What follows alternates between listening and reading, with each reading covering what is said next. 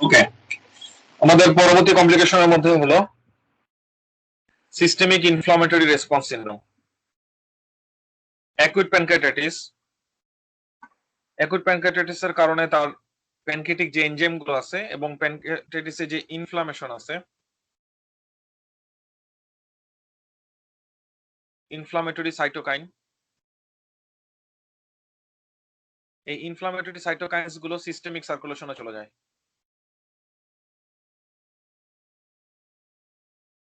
Inflammatory cytokines গুলো সার্কুলেশনে চলে যায়। অ্যাকুইট প্যানক্রিয়াটাইটিসের কারণে যে এনজাইম গুলো রিলিজ হচ্ছে, সেই এনজাইম গুলো সিস্টেমিক সার্কুলেশনে চলে যায়। এনজাইম গুলো কারা? ওই যে বললাম লাইপেজ, অ্যামাইলেজ, তারাও সিস্টেমিক সার্কুলেশনে চলে যায়।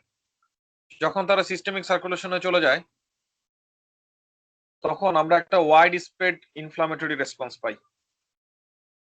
সিস্টেমিক সার্কুলেশনে ইনফ্লামেটরি সাইটোকাইন গুলো চলে যাওয়ার কারণে আমরা ওয়াইড স্প্রেড একটা ইনফ্লামেটরি রেসপন্স পাই। ওয়াইড স্প্রেড ইনফ্লামেটরি রেসপন্স এটা পাচ্ছি। লাইপেজ দিয়ে আদার অর্গানের যে ক্যাপিলারি বেড আছে সেখানে ড্যামেজ হতে পারে। ক্যাপিলারি বেড গুলো আছে সেখানে ড্যামেজ হতে পারে। ওয়াইড স্প্রেড আমরা যদি সেই ইনফ্লামেটরি রেসপন্স পাই তাহলে ইনফ্লামেটরি রেসপন্স বলতে কি বোঝায়? ইনফ্লামেটরি রেসপন্স বলতে বোঝায় ভেসোডাইলেশন, ইনফ্লামেটরি রেসপন্স বলতে বোঝায় এক্সুডেশন।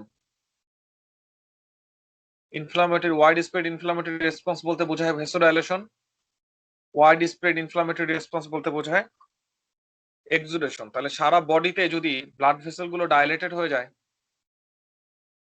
তাহলে ব্লাড ভেসেল ডাইলেটেড হয়ে যাওয়া মানে উদাহরণ আমি দিছিলাম,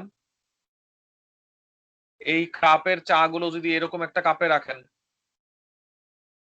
তাহলে চায়ের পরিমাণ কেমন হবে? তাহলে ভেসোডাইলেশন হয়ে যাওয়া মানে কি ইফেক্টিভ সার্কুলেটরি ভলিউমের পরিমাণ কমে যাবে।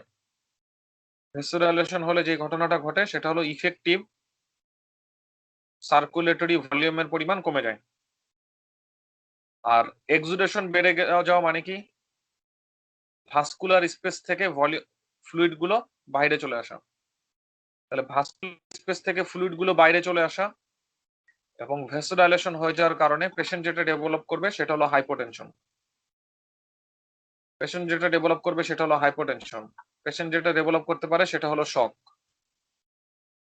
যখন আমি বললাম যে এই অ্যাক্টিভ ইনফ্লামেটরি সাইটোকাইন এবং অ্যাক্টিভ এনজাইম সিস্টেমিক সার্কুলেশনের মাধ্যমে অন্য অর্গানে চলে যেতে পারে, ওই অর্গানে ইনফ্লামেশন করতে পারে, ওই অর্গানের ক্যাপিলারি বেডে ড্যামেজ করতে পারে, তখন স্পেসিফিক অর্গানটাকে ফেলিউর করতে পারে, যেমন এআরডিএস।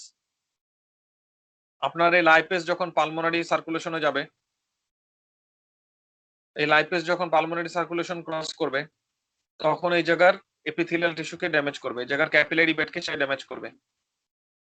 যখন এই জায়গার ক্যাপিলারি বেডকে সে ড্যামেজ করবে, এই ক্যাপিলারি বেড ড্যামেজ হয়ে গেলে সেই এরিয়াতে তখন ডাব্লিউবিসি আসবে। যখন ডাব্লিউবিসি আসবে তখন ডাব্লিউবিসি ডিগ্রানুলেশন করে টাইপ 2 এপিথেলিয়াল সেলকে ড্যামেজ করে দিবে। টাইপ 2 এপিথেলিয়াল সেলকে যদি ড্যামেজ করে দেয় তাহলে সে ডেভেলপ করতে পারে এআরডিএস। আমরা বললাম সিস্টেমিক সার্কুলেশনে যখন ইনফ্লামেশন পৌঁছে যাবে, সিস্টেমিক সার্কুলেশনে যখন ইনফ্লামেশন পৌঁছে যাবে তখন সেখানে এক্সুডেশন হবে, ভেসোডাইলেশন হবে। এটা কারণে সে কি করতে পারে? প্লুরাল ইফিউশন করতে পারে। তাহলে প্লুরাল ইফিউশন করতে পারে এবং এআরডিএস করতে পারে, দুইটা জানা দরকার। এআরডিএস করতে পারে এটা জানতেই হবে কারণ এটা লাইফ থ্রেটেনিং। শক করতে পারে এটা জানতেই হবে, সেটা লাইফ থ্রেটেনিং। রেনাল ফেলিওর কেন হবে?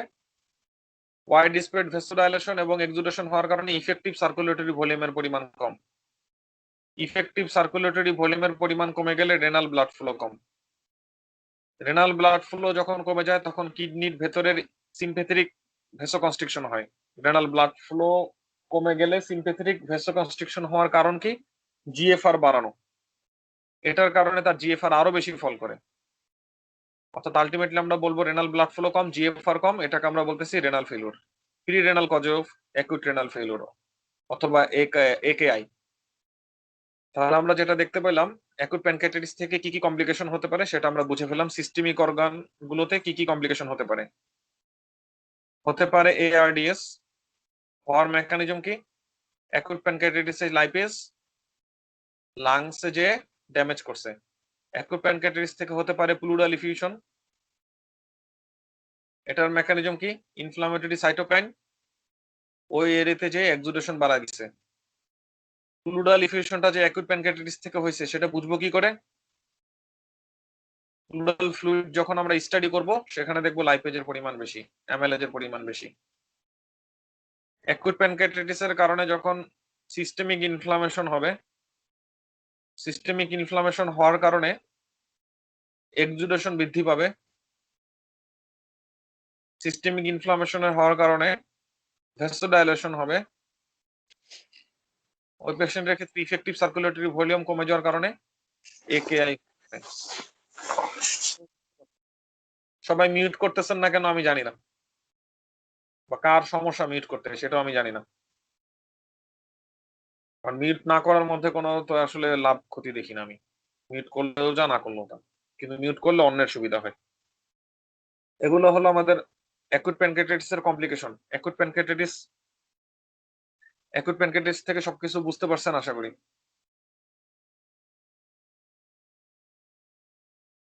অ্যাকুট প্যানক্রিয়াটাইটিস এর কথাগুলো বলা শেষ। এখন আমরা যেটা পড়বো সেটা হলো অটোইমিউনো প্যানক্রিয়াটাইটিস।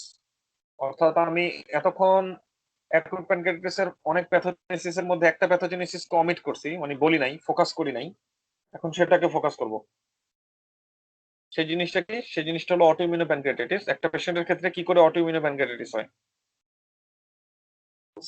না না, সরি, অটোইমিউনো প্যানক্রিয়াটাইটিস কি বলতেছি, হেরিডিটারি প্যানক্রিয়াটাইটিস। ঠিক আছে, অটোইমিউনো প্যানক্রিয়াটাইটিস না। হেরিডিটারি প্যানক্রিয়াটাইটিস কেন হয়? কেউ কি একটু আইডিয়া করে বলতে পারবেন যে কেন হেরিডিটারি প্যানক্রিয়াটাইটিসটা বেশি গুরুত্বপূর্ণ আমাদের কাছে? জাস্ট স্টুডেন্ট রেসপন্স, যদি বলতে চান বলতে পারেন, আমি একটু শুনি দেখি। হেরিডিটারি প্যানক্রিয়াটাইটিসটা আমাদের কাছে বেশি ইম্পর্টেন্ট, এটা কেন? দুইটা কারণ। একটা পেশেন্টের হেরিডিটারি প্যানক্রিয়াটাইটিস মানে তার এই কজটাকে আপনি ট্রিটমেন্ট করতে পারবেন না। একটা পেশেন্টের হেরিডিটারি প্যানক্রিয়াটাইটিস মানে হলো তার এই কজটাকে আপনি ট্রিটমেন্ট করতে পারবেন না। ট্রিটমেন্ট করতে না পারার কারণে তার রিকারেন্ট প্যানক্রিয়াটাইটিস হবে, তার রিকারেন্ট অ্যাকুট প্যানক্রিয়াটাইটিস হবে। তার রিকারেন্ট অ্যাকুট প্যানক্রিয়াটাইটিসকে আমরা ক্রনিক প্যানক্রিয়াটাইটিসের ফিচার হিসেবে পাবো একটা সময়। তার রিকারেন্ট প্যানক্রিয়াটাইটিসকে আমরা একটা সময় ক্রনিক প্যানক্রিয়াটাইটিসের ফিচার হিসেবে পাবো। ক্রনিক প্যানক্রিয়াটাইটিসের ফিচার হওয়া মানে কি? ক্রনিক প্যানক্রিয়াটাইটিসের ফিচার হওয়া মানে তার স্টেটোরিয়া। ক্রনিক প্যানক্রিয়াটাইটিসের ফিচার হওয়া মানে তার ডায়াবেটিস ডেভেলপ করবে ইনসুলিন ডেফিসিয়েন্সির জন্য। ক্রনিক প্যানক্রিয়াটাইটিসের জন্য যদি কারো স্টেটোরিয়া হয়, এটাকে আপনি কিভাবে ট্রিটমেন্ট করবেন? কিচ্ছু করার নাই, এনজাইম সাপ্লাই দিতে হবে। কিচ্ছু করার নাই, এটা ট্রিটমেন্ট কি? এনজাইম সাপ্লাই দিতে হবে, অবশ্যই দিতে হবে, কারণ pancreas is the vital organ of the body. ঠিক আছে, প্যানক্রিয়াস ছাড়া বেঁচে থাকা সম্ভব না। আমাদের বডির ম্যাক্সিমাম জিনিস প্যানক্রিয়াটিক এনজাইম দিয়ে অ্যাবজর্পশন হয়, ডাইজেশন হয়, ডাইজেশন হওয়ার পরে তো অ্যাবজর্পশন হয়। সো প্যানক্রিয়াস ছাড়া বেঁচে থাকা সম্ভব না। Pancreas is the essential organ of the body. যেসব অর্গান ছাড়া বেঁচে থাকা সম্ভব না তাদেরকে বলা হয় essential organ of the body. Pancreas is the essential organ of the body. USA তে প্যানক্রিয়াসের রিসার্চের অনেক দাম। কারো যদি কেউ শোনেন কি কি টপিক্সে রিসার্চের দাম আছে এটা বুঝতে হবে। আন্দু এক জায়গায় ঢুকে গেলে হবে না। কি কি জায়গায় রিসার্চের অনেক স্কোপ আছে সেটা বুঝতে হবে। প্যানক্রিয়াসে রিসার্চের অনেক স্কোপ, অনকোলজিতে রিসার্চের অনেক স্কোপ এবং অনেক ভ্যালু, অনেক ভ্যালু। কার্ডিওভাস্কুলার সিস্টেমে নিউরোলজিতে অনেক ভ্যালু, অনেক স্কোপ।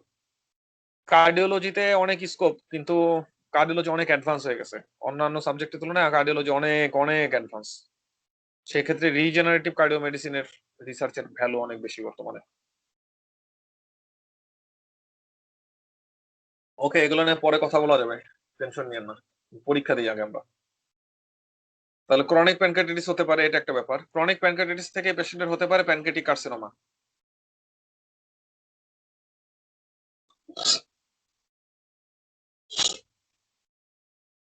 পেশেন্টের হতে পারে প্যানক্রিয়াটিক কার্সিনোমা। এই জন্য আমাদের এই হেরিডিটারি প্যানক্রিয়াটাইটিস এই জন্য আমাদের হেরিডিটারি প্যানক্রিয়াটাইটিস অনেক ইম্পর্টেন্ট। যখন আমরা বলবো হেরিডিটারি প্যানক্রিয়াটাইটিস তখন আমাদের জিনের কথা পড়তে হবে। জিন, কোন কোন জিনের জন্য হেরিডিটারি প্যানক্রিয়াটাইটিস হয়? হেরিডিটারি প্যানক্রিয়াটাইটিস হওয়ার জন্য অনেক জিন আছে, কিন্তু ইএসএমএল আমাদেরকে বাঁচায় দেয় সব জায়গা থেকেই। মোস্ট কমন দুইটা পড়ি আমরা। হেরিডিটারি প্যানক্রিয়াটাইটিসের জন্য অনেক জিন আছে, এখান থেকে আমরা মোস্ট কমন দুইটা জিন পড়বো। একটা জিন রিলেটেড উইথ ট্রিপসিনোজেন, ট্রিপসিনোজেন অর্থাৎ ট্রিপসিনোজের জিন। একটা জিনের নাম কি? একটা জিনের নাম হলো ট্রিপসিনোজেন। আরেকটা কি? আরেকটা হলো স্পিনক। হ্যাঁ, গুড। আরেকটা নাম হলো স্পিনক। স্পিনক 1 মানে কি?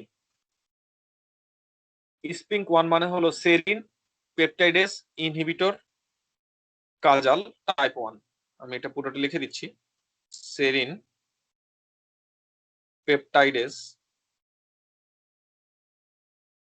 সেরিন পেপটাইডেস আইতে ইনহিবিটর, আইএন দুইটাতে অ্যাকচুয়ালি ইনহিবিটর মিন করছে ওরা,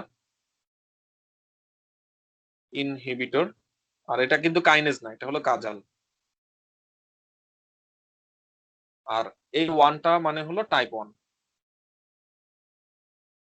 আচ্ছা, এই দুইটা জিনে যদি ডিফেক্ট থাকে, এই দুইটা জিনে যদি ডিফেক্ট থাকে তাহলে আমাদের এটা হওয়ার কারণটা কি, অর্থাৎ রিকারেন্ট প্যানক্রিয়াটাইটিস হওয়ার কারণটা কি, আমরা এখন সেটা বলবো।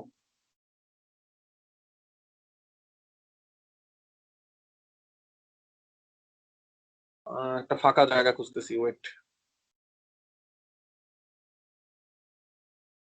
আমাদের প্যানক্রিয়াসের ভেতরে খুব সামান্য পরিমাণ হলেও কিছু এনজাইম তো অ্যাক্টিভ থাকেই, কিন্তু খুব মাইনর অ্যামাউন্টে, খুব মাইনর কোয়ান্টিটিতে প্রিম্যাচুরলি অ্যাক্টিভ ট্রিপসিন থাকে। খুব মাইনর অ্যামাউন্টে প্রিম্যাচুরলি অ্যাক্টিভ ট্রিপসিন থাকে। এই প্রিম্যাচুরলি অ্যাক্টিভ ট্রিপসিন, ওটাকে আমাদের কন্ট্রোল করতে হবে, নাহলে তো সে গ্ল্যান্ডে বাকি জায়গায় ড্যামেজ করে দিবে।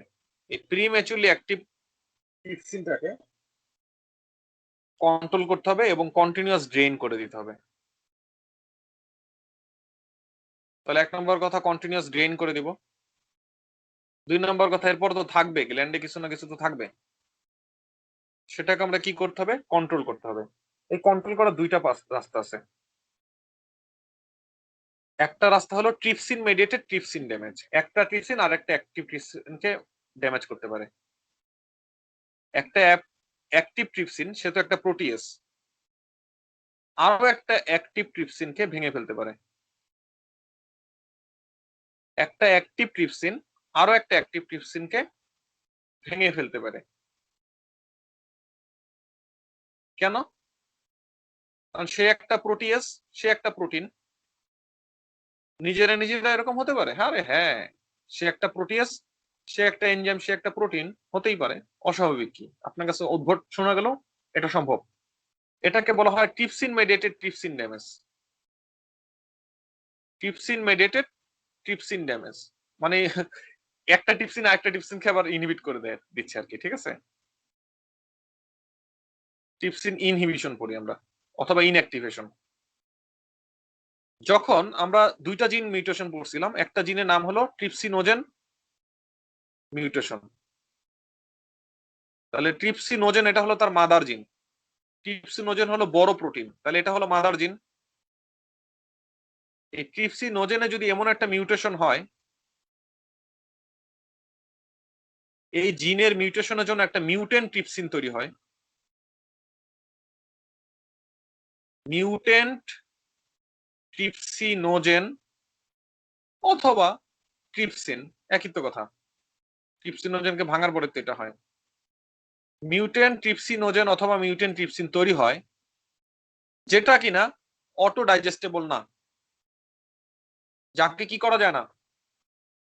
অটো ডাইজেস্ট করা যায় না, অর্থাৎ ট্রিপসিন মেডিয়েটেড ট্রিপসিন লাইসিস করা যায় না। resistant to trypsin mediated trypsin inactivation. Sense make করছে?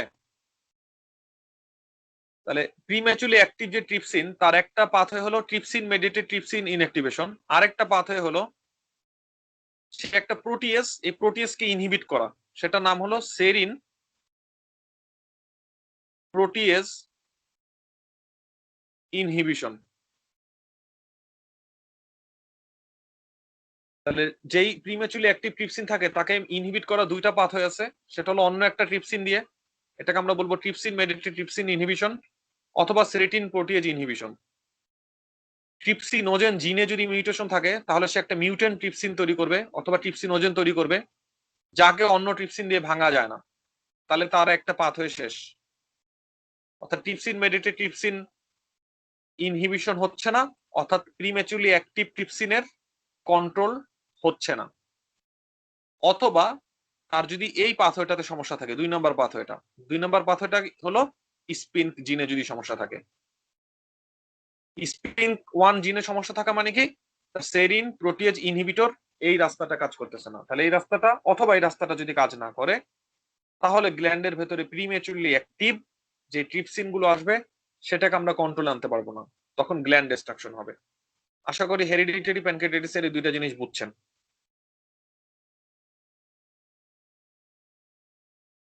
ক্রনিক প্যানক্রিয়াটাইটিস এর কারণের গুলোর মধ্যে তাহলে hereditary pancreatitis initially acute pancreatitis নিয়ে আসবে, তারপরে রিকারেন্ট প্যানক্রিয়াটাইটিস নিয়ে আসবে, অর্থাৎ বারবার অ্যাকুট প্যানক্রিয়াটাইটিস মানে তো রিকারেন্ট প্যানক্রিয়াটাইটিস, ঠিক আছে? So recurrent acute pancreatitis then chronic pancreatitis. Recurrent acute pancreatitis থেকে ক্রনিক প্যানক্রিয়াটাইটিস আলাদা করার কোনো উপায় আছে? হ্যাঁ, আলাদা করার একটা উপায় আছে। কখন আমরা এটাকে পার্মানেন্টলি ক্রনিক প্যানক্রিয়াটাইটিস বলবো? যখন আমরা তার একই সাথে এক্সোক্রাইন এবং এন্ডোক্রাইন ডিসফাংশন পাবো, তখনই আমরা সেটাকে ক্রনিক প্যানক্রিয়াটাইটিস বলতে পারবো। কিন্তু ক্রনিক প্যানক্রিয়াটাইটিস মানে হলো রিকারেন্ট অ্যাকুট প্যানক্রিয়াটাইটিস এর একটা রেজাল্ট, একটা ফল। যখন একটা পেশেন্ট রিকারেন্ট অ্যাকুট প্যানক্রিয়াটাইটিস নিয়ে আসবে তখন আমরা কি সাসপেক্ট করব? যখন একটা পেশেন্ট রিকারেন্ট অ্যাকুট প্যানক্রিয়াটাইটিস নিয়ে আসবে তখন আমরা কি সাসপেক্ট করব?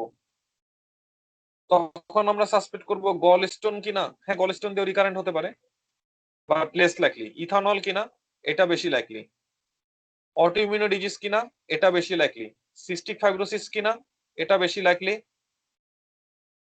হেরিডিটারি প্যানক্রিয়াটাইটিস কিনা, সেটা বেশি লাইকলি। অর্থাৎ রিকারেন্ট প্যানক্রিয়াটাইটিস যখন আপনাকে বলবেন, গল স্টোনটাকে একটু পিছনে রাখবো, এই ক্ষেত্রে আমরা ইথানলটাকে একটু আগে রাখবো, অটোইমিউনটাকে আগে রাখবো, সিস্টিক ফাইব্রোসিসকে আগে রাখবো, হেরিডিটারি প্যানক্রিয়াটাইটিসকে আগে রাখবো। সিস্টিক ফাইব্রোসিস বলতে পারবো কখন? Recurrent acute pancreatitis. কিন্তু সাথে সিস্টিক ফাইব্রোসিস বলতে হলে রেসপিরেটরি ফাইন্ডিংস থাকা লাগবে, রেসপিরেটরি কোনো কমপ্লেন থাকবে, রিকারেন্ট অ্যাকুট প্যানক্রিয়াটাইটিস থাকবে, সিস্টিক ফাইব্রোসিস হয়ে যাবে তার।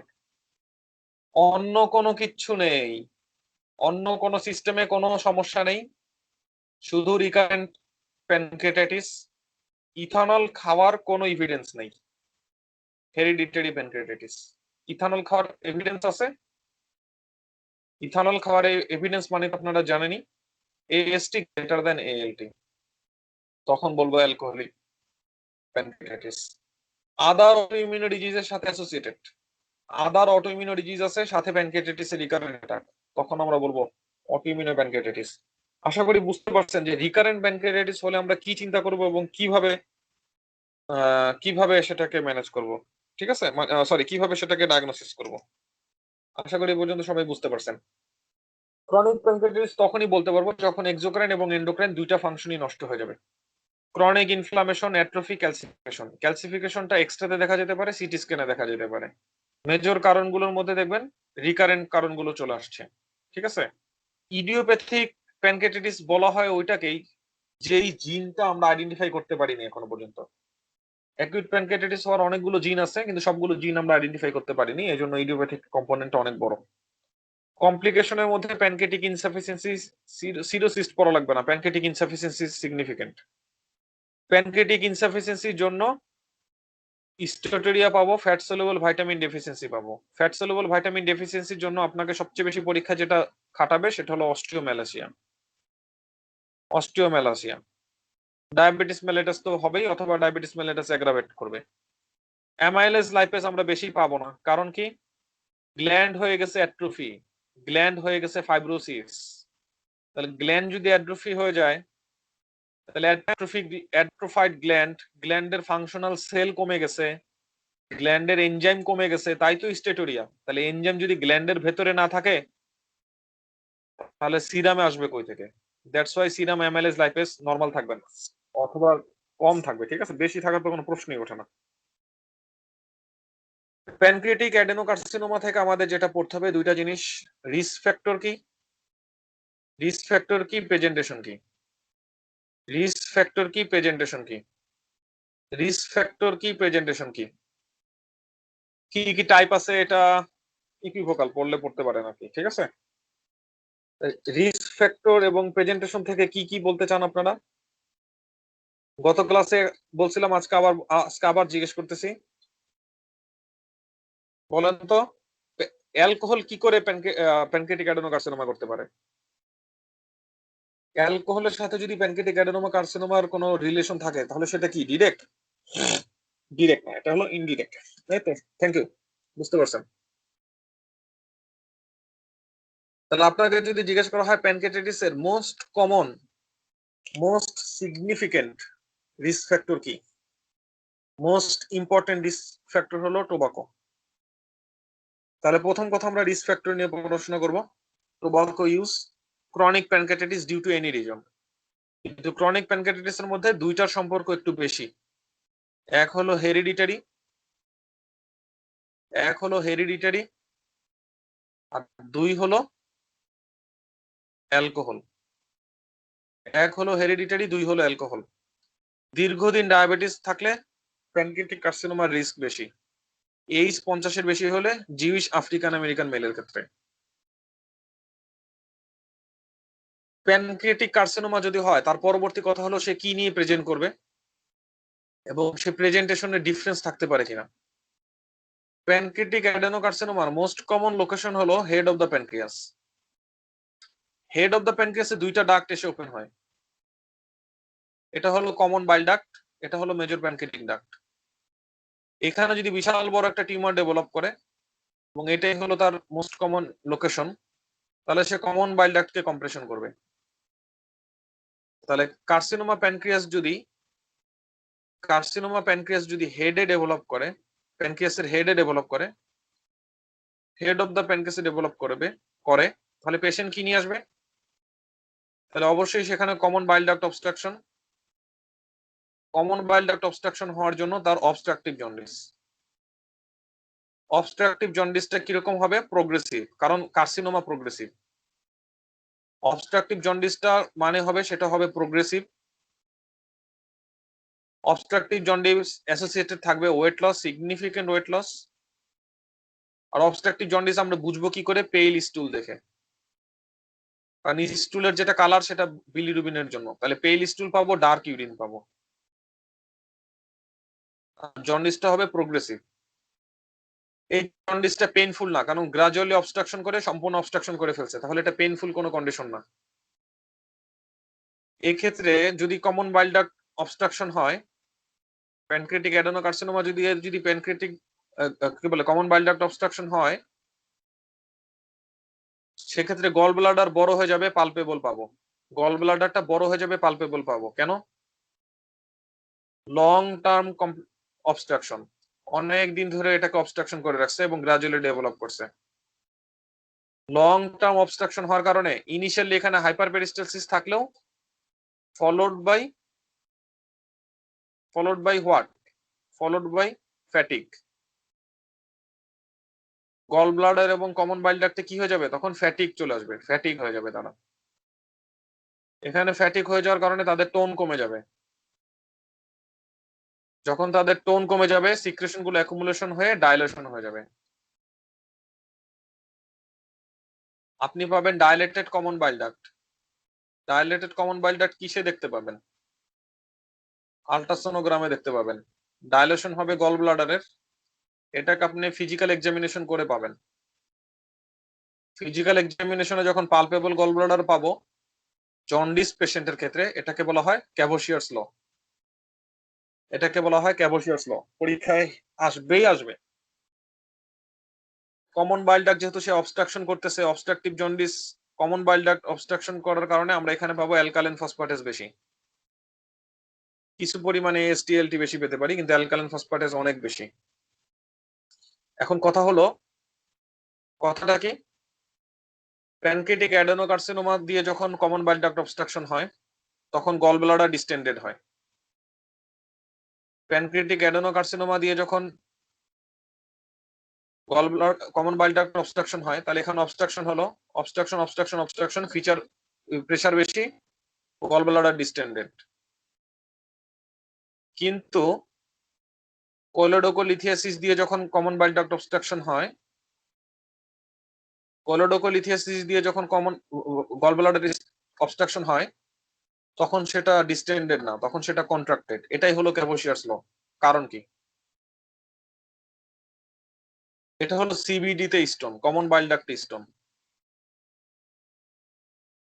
কমন বাইল ডাক্ট স্টোনটা most likely derive from gall bladder stone. Common bile ডাক্টটা most likely derive from gall bladder stone, এটা মোস্ট লাইকলি এখান থেকে এখানে আসছে। তার মানে নিশ্চয়ই গল ব্লাডার স্টোন ছিল অথবা এখনো পর্যন্ত স্টোন আছে। গল ব্লাডারে কোনো না কোনো কালে স্টোন ছিল, সেই স্টোনটাই এখন কমন বাইল ডাক্টে আসছে। গল ব্লাডারে স্টোন থাকা মানে এটা ইন্ডিকেট করে ক্রনিক কলেসিস্টাইটিস। গল ব্লাডারে স্টোন থাকা মানে সেটা ইন্ডিকেট করে ক্রনিক কলেসিস্টাইটিস। ক্রনিক কলেসিস্টাইটিস যেখানে ক্রনিক ইনফ্লামেশন সেখানে হিলিং বাই ফাইব্রোসিস থাকে। যেখানে ক্রনিক কলেসিস্টাইটিস সেখানে ওয়ালটা ফাইব্রোসিস থাকবে।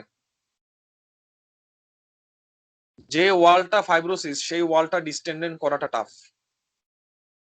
যে ওয়ালটা ফাইব্রোসিস হয়ে গেছে, ফাইব্রাস্ট হয়ে গেছে, সেটাতে কোনো সময় ডিস্টেনশন থাকবে না। এটা এক্সপ্লেন করে কমন বাইল ডাক্ট যদি স্টোন দিয়ে অবস্ট্রাকশন হয় গল ব্লাডার ডিস্টেন্ডেড থাকে না, কিন্তু কমন বাইল ডাক্ট যদি কার্সিনোমা দিয়ে অবস্ট্রাকশন হয় তাহলে গল ব্লাডার ডিস্টেন্ডেড হতে পারে। এটাই হলো ক্যাভোশিয়ার্স ল। আশা করি সবাই বুঝতে পারছেন। তবে এই দুইটা জিনিসের ব্যতিক্রম হতে পারে, ব্যতিক্রম আছে, ব্যতিক্রম ইউএসএমএল এর জন্য না, সার্জারির জন্য। তাহলে হেড অফ দ্য প্যানক্রিয়াসের প্রেজেন্টেশন আমরা পড়ায় ফেললাম। হেড অফ দ্য প্যানক্রিয়াসে না হয়ে যদি বডি এবং টেইলে হয় তাহলে কি জন্ডিস থাকবে? বডিতে হলো টেইলে হলো, জন্ডিস থাকবে নাকি জন্ডিস থাকবে না, কি মনে হয়? তাহলে প্যানক্রিয়াটিক কার্সিনোমা যদি বডি অথবা টেইলে হয় তাহলে নো জন্ডিস। তাহলে এই পেশেন্টের ক্ষেত্রে কোনো জন্ডিস থাকবে না। এই পেশেন্টের ক্ষেত্রে জন্ডিস থাকবে না, তাহলে থাকবেটা কি? রেট্রোপেরিটোনাল স্ট্রাকচারের মধ্যে থাকবে ব্লাড ভেসেল এবং নার্ভ। আমাদের ব্লাড ভেসেল এবং নার্ভ কোথায় থাকার কথা দেখি আমরা আবার খেয়াল করি। এটা হলো প্রিমিটিভ অ্যাবডোমিনাল ক্যাভিটি, এটা হলো প্রিমিটিভ গাট, আর তার চারপাশে ছিল পেরিটোনিয়াম। তাহলে এটা যদি আমাদের অ্যান্টেরিয়র সাইড হয়, এটা যদি পোস্টেরিয়র সাইড হয়, নিউরাল টিউব নিউরাল ক্রেস্ট কোথায়? নিউরাল টিউব নিউরাল ক্রেস্ট এইখানে ডেভেলপ করছে। তাহলে নার্ভ কোথায় থাকবে? এদিকে থাকবে। তাহলে নার্ভ বলেন ব্লাড ভেসেল থাকেন কোথায় থাকবে? নার্ভ বলেন ব্লাড ভেসেল বলেন তারা থাকবে রেট্রোপেরিটোনিয়াম। প্যানক্রিয়াস কি ধরনের অর্গান? রেট্রোপেরিটোনিয়াল। হয় নাই নাদিয়া হোসেন, এটা দিয়ে আমরা বডি এবং টেইল বুঝতে পারবো না। তাহলে বডি এবং টেইলে জন্ডিস নেই, কিন্তু বডি এবং টেইলের যে কার্সিনোমা তারা নার্ভ প্লেক্সাস কি স্প্লেকনিক যে নার্ভ প্লেক্সাস আছে তাদেরকে ইনভেশন করবে। ইনভেশন করবে কাকে? রেট্রোপেরিটোনিয়াল যে নার্ভ প্লেক্সাস আছে সেই নার্ভ প্লেক্সাসকে তারা ইনভেশন করবে। যখন রেট্রোপেরিটোনিয়াল নার্ভ প্লেক্সাসকে ইনভেশন করবে তখন এপিগ্যাস্ট্রিক পেইন হবে। তাহলে ম্যালিগনেন্সি ইউজুয়ালি পেইন নিয়ে আসে না। তো এখানে কিন্তু আমরা একটা ব্যতিক্রম ধর্মী জিনিস পাচ্ছি। প্যানক্রিয়াসের বডি এবং tail presentation epigastric pain, sorry pancreatic adenocarcinoma body অথবা টেইলে হইছে presentation epigastric pain. Pancreatic adenocarcinoma head of the প্যানক্রিয়াসে হইছে প্রেজেন্টেশন অবস্ট্রাকটিভ জন্ডিস। ভাই এই কথা, এই দুইটা কথা ভালো করে আত্মস্থ করেন। প্যানক্রিয়াসের বডি অথবা টেইলে অ্যাডেনোকার্সিনোমা হয়েছে, জন্ডিস নাই, এপিগ্যাস্ট্রিক পেইন। প্যানক্রিয়াসের হেডে অ্যাডেনোকার্সিনোমা হয়েছে, পেইন নাই, অবস্ট্রাকটিভ জন্ডিস। আশা করি বুঝতে পারছেন। আর ওয়েট লস দুইজনের ক্ষেত্রে common. Often presents with abdominal pain. এই অফেনটা কখন? এই অফেনটা যখন বডি এবং টেইল।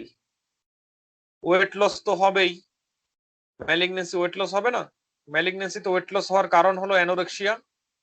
জেনারেল প্যাথোলজি দিয়ে যদি আপনি করেন তাহলে ইন্টারফেরন, ইন্টারফেরন মেডিয়েটেড। কেন অ্যানোরেক্সিয়া হয়? ইন্টারফেরনের জন্য। তারপরের কথা হলো migratory thrombophlebitis, very very important. Migratory thrombophlebitis, superficial আপনার ভেইন গুলোতে ইনফ্লামেশন হবে, কোয়াগুলেশন হবে। সুপারফিশিয়াল যেই ভেইন গুলো আছে আমাদের লিম্বে এক্সট্রিমিটিতে, সেখানে ইনফ্লামেশন হবে, থ্রম্বোসিস হয়ে যাবে। ভেইন গুলো যদি থ্রম্বাস্ট হয়ে যায় তাহলে ভেইন গুলো পালপেবল করা যাবে, পালপেট করা যাবে। আমাদের সবার ছেলেদের বেশি আর কি হাতের রগ গুলো দেখা যায় না? তাহলে যাদের জীবনে হাতের পায়ে রগ দেখছেন অথবা বুড়া মানুষ, চামড়ার নিচে এরকম রগ দেখা যায়, কিন্তু এই রগ গুলো কি পালপেট করা যায়? পালপেট করা যায় না। ওই যে সব এগুলো ভেইন, চাপ দিলে কি হয়? যেখানে ভেইন ব্লাড চাপ দিবেন কলাপস হয়ে যাবে, তাহলে এটা পালপেবল না। কিন্তু যেই ভেইন গুলোতে ইনফ্লামেশন, ইনফ্লামেশন হয়ে গেলে এন্ডোথেলিয়াল ডিসফাংশন, কোয়াগুলেশন, তাহলে সেইখানে তো আর চাপ দিলে ডাববে না, তখন মনে হবে কর্ড লাইক স্ট্রাকচার, তখন মনে হবে কর্ড লাইক স্ট্রাকচার, ঠিক আছে? পালপেবল। এবং এখানে ইনফ্লামেশন, তাহলে পেইন, ওভারলাইং স্কিনে রেডনেস। এই কথাগুলো যখন আসবে এবং এটা প্রোগ্রেস করবে তখন আমরা সেটাকে বলবো মাইগ্রেটরি থ্রম্বোফেলেবাইটিস। আশা করি সবাই বুঝতে পারছেন। মাইগ্রেটরি থ্রম্বোফেলেবাইটিস মানে ওই ভেইনের লাইন বরাবর রেডনেস, ওই ভেইনের লাইন বরাবর টেন্ডারনেস, এবং ওই ভেইন গুলোকে এখন পালপেটও করা যায়। অবস্ট্রাকটিভ জন্ডিসটা যেটা নিয়ে আসবে সেটা হলো পালপেবল নন টেন্ডার গল ব্লাডার। এই যে পালপেবল নন টেন্ডার গল ব্লাডার পাচ্ছি, এটাকে বলতেছি ক্যাভোসিয়ার সাইন। এটা দিয়ে আলাদা করা যায় অবস্ট্রাকটিভ জন্ডিসের কারণ কি। অবস্ট্রাকটিভ জন্ডিসের তো আরো কারণ থাকতে পারে, তাই থাকতে পারে না? প্যানক্রিয়াটিক অ্যাডেনোকার্সিনোমার সাথে ডায়াবেটিসের সম্পর্ক কি? অনেক দিন ধরে ডায়াবেটিস, এই পেশেন্টের ক্ষেত্রে কার্সিনোমা প্যানক্রিয়াস হতে পারে। অনেক দিন ধরে ডায়াবেটিস, এই পেশেন্টের ক্ষেত্রে কার্সিনোমা প্যানক্রিয়াস হতে পারে। কার্সিনোমা প্যানক্রিয়াস এটার জন্য ডায়াবেটিস হতে পারে। কার্সিনোমা প্যানক্রিয়াস এটার জন্য ডায়াবেটিস হতে পারে। কেন হবে না? এখানে একটা টিউমার হলো, এই টিউমার গুলো ইনভেট করতে করতে টেইল কেও ড্যামেজ করে ফেললো, হবে না? এখানেও হতে পারে। তাহলে কার্সিনোমা প্যানক্রিয়াস থেকে ডায়াবেটিস হতে পারে, অথবা অ্যাগ্রাভেশন, অ্যাগ্রাভেশন হতে পারে, রিসেন্ট অ্যাগ্রাভেশন। তাহলে রিসেন্টলি তার অ্যাবডোমিনাল পেইন আছে, রিসেন্টলি তার ডায়াবেটিক কন্ডিশন ডিটোরিয়েট করছে, তার ওয়েট লস আছে, তার অ্যানোরেক্সিয়া আছে। এটা ডায়াগনোসিসও হবে কার্সিনোমা প্যানক্রিয়াস, প্যানক্রিয়াটিক কার্সিনোমা। এটার নামও কি হবে? Pancreatic carcinoma. প্যানক্রিয়াটিক কার্সিনোমা টাইপের মধ্যে মোস্ট কমন টাইপ যেটা, সেটা তো বললাম অ্যাডেনোকার্সিনোমা। অ্যাডেনোকার্সিনোমার মধ্যেও টাইপ আছে। অ্যাডেনোকার্সিনোমার মধ্যেও কি আছে? টাইপ আছে। একটা কি? একটা হলো serous pancreas, serous pancreatic neoplasm, serous pancreatic neoplasm, এটা একটা টাইপ। আর একটা হলো মিউসিনাস। তাহলে আমি এত কথা না বলে যদি সেরাস এবং মিউসিনাস বলি তাহলে মনে হয় লাইফটা একটু ইজি হয়, তাই না? তাহলে আমরা এটাকে সেরাস না বলে, সরি কি বলে, এত বড় কথা না বলে সেরাস প্যানক্রিয়াটিক নিউপ্লাজম, মিউসিনাস সিস্টিক নিউপ্লাজম, আরেকটা নাম হলো মিউসিনাস, আমি পুরোটা লিখি পরে মুছে দেবো, সমস্যা কি? সিস্টিক নিউপ্লাজম। প্যানক্রিয়াসের দুই ধরনের ক্যান্সার হয়। তো এত কঠিন কথা না পড়ে আমরা সহজ করে ফেলি। আমরা বলবো সেরাস টিউমার, আমরা বলবো মিউসিনাস টিউমার। এটা পড়ার পরে তাহলে আমাদের এখন কি করতে হবে? হিস্টোলজিক্যালি এটা আলাদা করতে হবে। এই দুইটা সেরাস কোন টাইপ, হিস্টোপ্যাথোলজিক্যালি আলাদা না করে উপায় আছে? অর্থাৎ হিস্টোপ্যাথোলজিতে আলাদা করতে পারবো এটা কি সেরাস নাকি এটা মিউসিনাস। তাহলে মিউসিনাস হলে সহজ, মিউসিন রিলিজ করবে কে? Columnar sell. তাহলে এখানে আমরা দেখবো columnar mucinous epithelium, columnar mucinous অর্থাৎ ভেতরে মিউসিন খুব বেশি এপিথেলিয়াম, তখন আমরা এটাকে বলবো মিউসিনাস ক্যান্সার। আর যখন দেখবো সেরাস সিক্রেশন, সেরাস সিক্রেশন মানে সেখানে অ্যাকচুয়ালি ফ্লুইড আছে, কন্টেন্ট আছে, কিন্তু মিউসিন না, সেক্ষেত্রে আমরা বলবো গ্লাইকোজেন কন্টেনিং আছে, গ্লাইকোজেন বেশি, এবং সেলগুলো কলামনার না রেদার কিউবিটাল, মানে সরি কিউবিটাল তো কথা হয় না, cuboidal, glycogen rich cuboidal epithelium. তাহলে যদি গ্লাইকোজেন থাকে সেরাস, যদি মিউসিন থাকে মিউসিনাস, কলামনার সেল থাকলে মোস্ট লাইকলি মিউসিনাস। অত বেশি ইম্পর্টেন্ট না, মোটামুটি ইম্পর্টেন্ট। আর এগুলো হিস্টোলজি থেকে আপনাকে এটা দিলেও পারবেন না আর কি, টেনশন করে লাভ নাই, একটা দুইটা কোশ্চেন ছুটুক সমস্যা নাই, হ্যাঁ, যদি লাকিলি পারা যায় আর কি, সেটা আলাদা হিসাব। আমি প্যানক্রিয়াটিক কার্সিনোমা থেকে কিছু বাকি বাদ গেছে কিনা সেটা দেখে শেষ করে দিচ্ছি। ছোট ছোট পেজ কিন্তু ভেতরে অনেক কথা। প্যানক্রিয়াটিক অ্যাডেনোকার্সিনোমা খুব অ্যাগ্রেসিভ, হ্যাঁ স্বীকার করি, খুব অ্যাগ্রেসিভ হওয়ার কারণে প্রগনোসিস পুয়ার। সেটা প্যানক্রিয়াটিক ডাক্ট থেকে অ্যারাইজ করতে পারে। মেটাস্টেটিক, অন্য জায়গাতে মেটাস্টেসিস করতে পারে, লিভারে মেটাস্টেসিস করতে পারে। অ্যাগ্রেসিভ তার একটা প্রমাণ হলো তার সার্ভাইভাল কেমন। প্যানক্রিয়াসের হেডে সবচেয়ে বেশি হয়, হেডে যদি হয় তাহলে অবস্ট্রাকটিভ জন্ডিস হবে।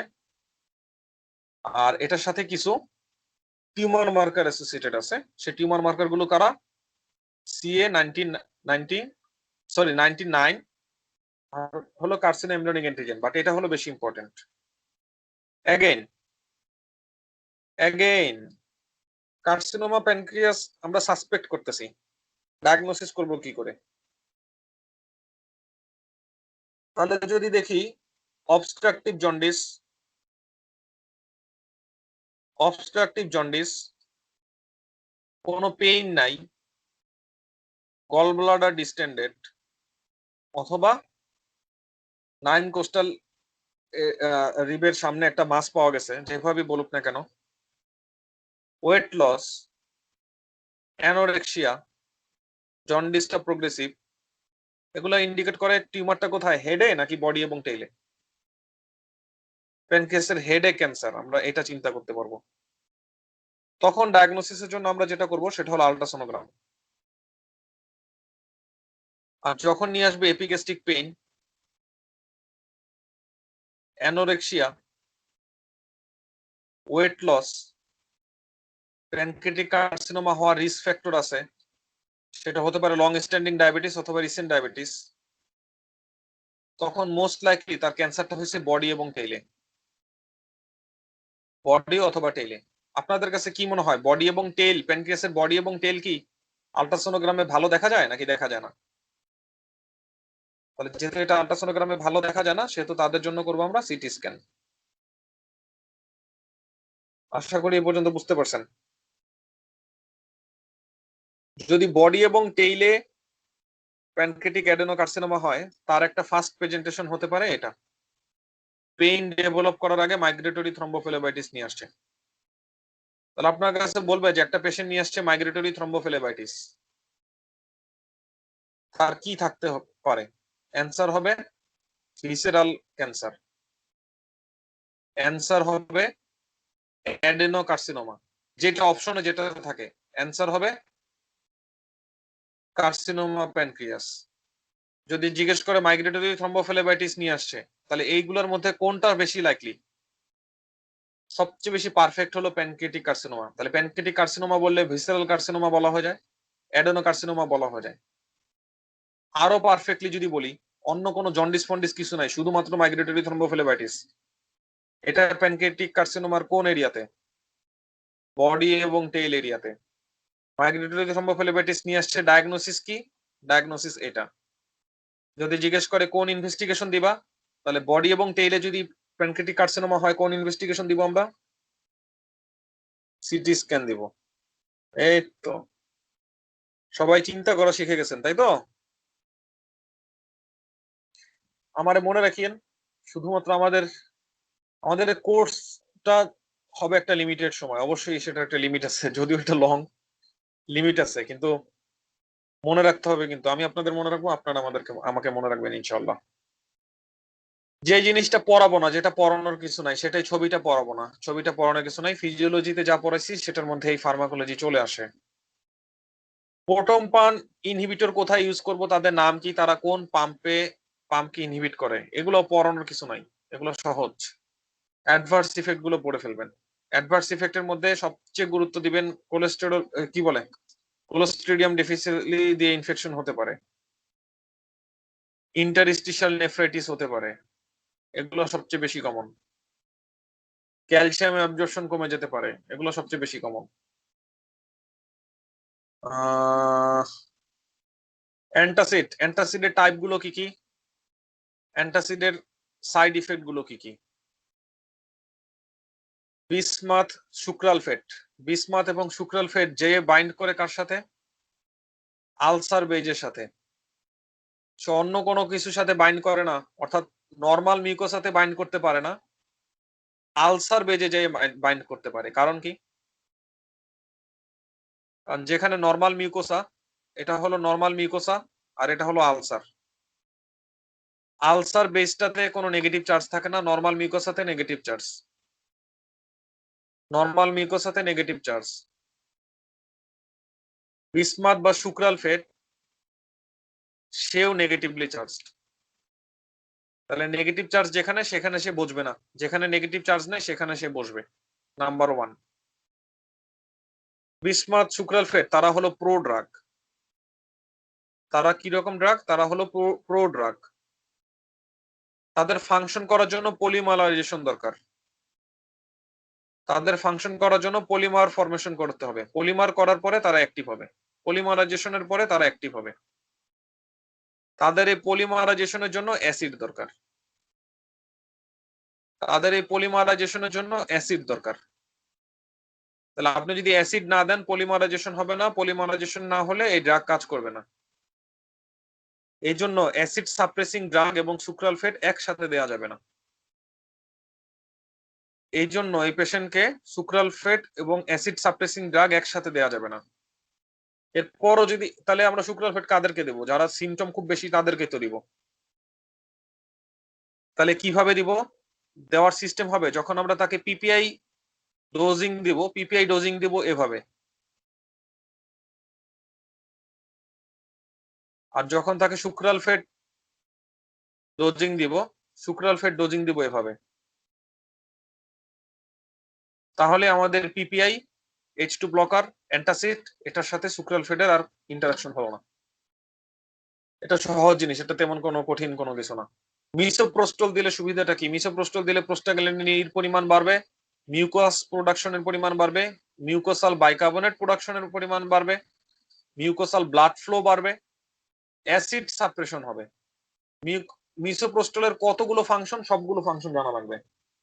মিউকোসাল ব্লাড ফ্লো বাড়বে, মিউকোসাল রিজেনারেশন বাড়বে, মিউকোসাল বাইকার্বনেট সিক্রেশন বাড়বে, মিউকোসাল সিক্রেশন বাড়বে, অ্যাসিড প্রোডাকশন করবে, অ্যাসিড প্রোডাকশন কমবে। প্রোস্টাগ্ল্যান্ডিন দেওয়া যাবে না কখন? ডায়রিয়া থাকলে, তার ব্লাড ফ্লো বেশি হয়ে গেলে তো আরো সমস্যা, তার সিক্রেশন বেড়ে গেলে, বাইকার্বনেট সিক্রেশন বেড়ে গেলে তো আরো সমস্যা। এমনিতেই ডায়রিয়া হওয়ার কারণে বাইকার্বনেট লস হচ্ছে। Contraindicated in patient of child bearing age, কারণ এটা অ্যাবর্শন করে ফেলে। আপনারা জানেন আমরা তো প্রোস্টাগ্ল্যান্ডিন দিয়ে সার্ভিক্স ওপেন করা অ্যাবর্শন ইনডিউস করি, তাই না? অক্ট্রিওটাইড নিয়ে অনেক কথা বলা হয়েছে, অক্ট্রিওটাইড বলবো না, এন্ডোক্রাইনোলজিতে পড়ানো হয়েছে। সালফাসালাজিন আমরা কিসে দিব? সালফাসালাজিন দিব আমরা ইনফ্লামেটরি বাউল ডিজিজে। সালফাসালাজিন আমরা কিসে দেব? Inflammatory bowel ডিজিজে। একটাই কমপ্লিকেশন সালফা ড্রাগ, তার একটাই কমপ্লিকেশন সালফা ড্রাগ, আরেকটা কমপ্লিকেশন অলিগোস্পার্মিয়া, পরীক্ষা আসার সম্ভাবনা কম। লোপেরামাইড কি জিনিস? লোপেরামাইড পরীক্ষা আসবে। লোপেরামাইড কিসে দিব? লোপেরামাইড দিব সিক্রেটরি ডায়রিয়া। সিক্রেটরি ডায়রিয়া হলো কিনা বুঝবো কি করে? স্টুলে অসমোলার গ্যাপ কম, স্টুলে অসমোলার গ্যাপ কম এবং সেটা ক্রনিক, তাহলে আমরা বলবো সিক্রেটরি ডায়রিয়া। সিক্রেটরি ডায়রিয়ার ক্ষেত্রে আমরা লোপেরামাইড দিতে পারবো, ইনফেকশাস ডায়রিয়াতে না। সিক্রেটরি ডায়রিয়াতে আমরা লোপেরামাইড দিতে পারবো, ইনফেকশাস কেজে দিতে পারবো না। এই লোপেরামাইড দেওয়ার কারণে কি কারো ওপয়েড অ্যাডিকশন হওয়ার চান্স আছে কিনা? না, তার ওপয়েড অ্যাডিকশন হওয়ার চান্স নাই, কারণ অ্যাডিকশন মানে এটা সিএনএস রিলেটেড কথাবার্তা, আর এটা সিএনএস এর ভেতরে ঢুকে না। এই জন্য আমি লোপেরামাইড দিলে সমস্যা নাই, কিন্তু খেয়াল করতে হবে ইনফেকশাস কজে দেওয়া যাবে না, সিক্রেটরি ডায়রিয়াতে দেওয়া যাবে। ওডানসেট্রন, ওডানসেট্রন এটা একটা অ্যান্টিএমেটিক। কি কি কন্ডিশনে এই অ্যান্টিএমেটিক ইউজ করা যাবে? দুইটা কন্ডিশন। এক, centrally acting, powerful centrally acting. এখন আপনার ভমিটিং দুইটা কারণে হতে পারে, একটা হলো GI irritation, gastrointestinal irritation, peritonitis হলো, জিআই সার্জারি হলো, জিআই সার্জারি হলো, পেরিটোনাইটিস হলো, পেরিটোনিয়াল ইরিটেশন অর্থাৎ পোস্ট সার্জিক্যাল, যে কোনো কারণ অফ জিআই ইরিটেশন, সেটার কারণে ভমিটিং হবে, কেমোথেরাপি দিয়েও ভমিটিং হবে, কেমোথেরাপি দিয়েও ভমিটিং হবে, জিআই ইরিটেশন দিয়েও ভমিটিং হবে। জিআই ইরিটেশন দিয়ে ভমিটিং হওয়ার মেকানিজম হলো, জিআই ইরিটেশন হলে 5-HT সিক্রেশন বেড়ে যায়, জিআই ইরিটেশন হলে 5-HT সিক্রেশন বেড়ে যায়, এটার কারণে ভমিটিং হয়। তাহলে সেক্ষেত্রে অরডানসেট্রন ভালো কাজ করবে, কারণ সে এটা অ্যান্টাগনিস্ট। কেমোথেরাপিউটিক ড্রাগ গুলো সেন্ট্রালি কাজ করতে পারে এমন একটা জায়গায় যেখানে ব্লাড ব্রেন ব্যারিয়ারটা পুয়ার। সেন্ট্রালি অ্যাক্টিং এরিয়াতে সে কাজ করতে পারে, অর্থাৎ chemo receptor trigger zone, chemo receptor trigger জোনে সে কাজ করতে পারে, কারণ কেমো রিসেপ্টর ট্রিগার জোনে ব্লাড ব্রেন ব্যারিয়ারটা পুয়ার। এই জন্য কেমোথেরাপি এই কেমো রিসেপ্টর ট্রিগার জোনকে ইরিটেট করার কারণে নশিয়া এন্ড ভমিটিং করতে পারে। এই এরিয়াটা তো কাজ করতে পারবে কে?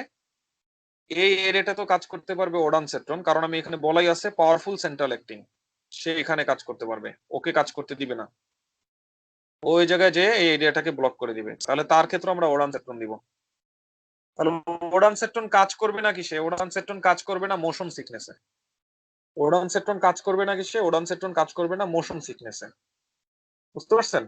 মানে মোশন সিকনেসে এটা আর কি ড্রাগ না, ড্রাগ অফ চয়েস না, এটাই আর কি মেইন কথা। তাহলে ক্লিনিক্যাল ইউজের মধ্যে আমরা কি বলতেছি? জিআই ইরিটেশন, পোস্ট অপারেটিভ, এবং যে কিনা ক্যান্সার কেমোথেরাপিতে আছে। ওডানসেট্রনের side effect very very high এল্ড, হেডেক, মুড়ি খান হেডেক দিয়া। QT interval prolongation, QT interval prolongation, serotonin syndrome, QT interval prolongation, serotonin syndrome. QT interval prolongation হওয়াটা চান্স আরো বেড়ে যায়, কারণ কি? যার জিআই সার্জারি হয়েছে, পোস্ট সার্জিক্যাল কন্ডিশনে হাইপোম্যাগনেসিয়ামিয়া, হাইপোক্যালিমিয়া থাকতে পারে, সেটার কারণে কিউটি প্রলঙ্গেশন হবে, অর্থাৎ আদার ফ্যাক্টর থাকতে পারে। কিউটি প্রলঙ্গেশন হলে কি সমস্যা হয় বলেন তো? কিউটি প্রলঙ্গেশন হলে কি সমস্যা হয়? কিউটি প্রলঙ্গেশন হলে টর্সাটি পন্টিস হয়, ভেন্টিকুলার অ্যারিথমিয়া ডেভেলপ করে। কিউটি প্রলঙ্গেশন হলে টর্সাটি পন্টিস হয়, ভেন্টিকুলার অ্যারিথমিয়া ডেভেলপ করে।